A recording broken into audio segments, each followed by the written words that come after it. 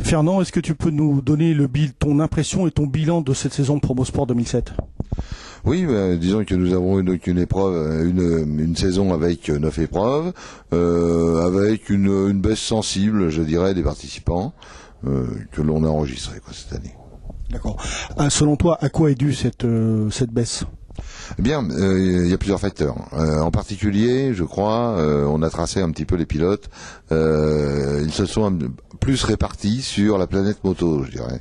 C'est-à-dire certains vers la Coupe Kawasaki, d'autres vers d'autres styles de coupe, vers le championnat de France d'endurance.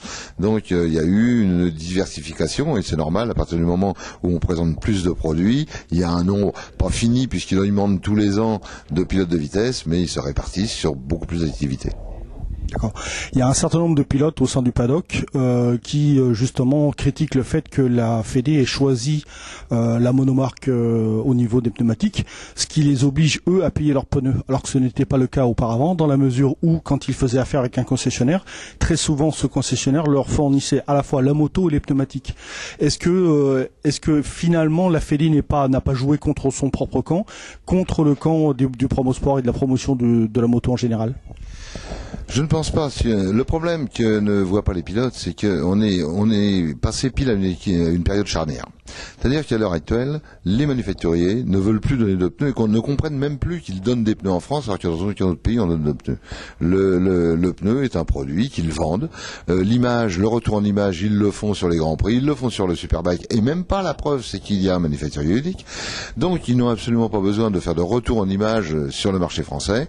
Eux, maintenant, ils sont dans un système purement commercial. Le commercial ne veut pas payer pour la course, donc la course doit se suffire elle-même. Et ça, c'est une grande mutation et qui va effectivement avoir un impact certain sur la course dans les années à venir, mais auquel on ne pourra pas échapper, quelle que soit la marque. Et bon, alors pour certains, ils ont interprété du simple fait que nous soyons passés à un manufacturier unique, mais qui a regardé le coût des pneus, il est le même partout.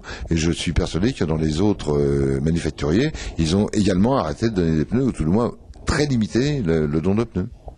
Il fut une période où justement on a pu compter jusqu'à 3 plateaux de 600 en promosport.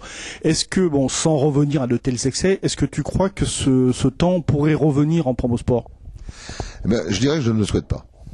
Parce que le problème, c'est qu'on était arrivé à un moment où j'ai vu quelque chose qui m'a un petit peu choqué à certaines périodes, de voir qu'un pilote qui se qualifiait le samedi matin à 9 heures ne reroulait pas parfois avant 17 heures le dimanche. Donc il y a franchement l'impression de ne pas être venu.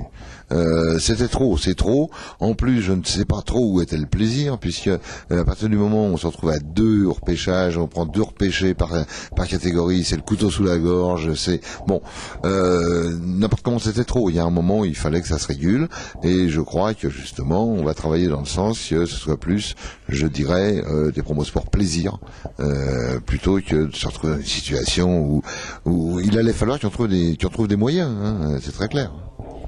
Merci Fernand.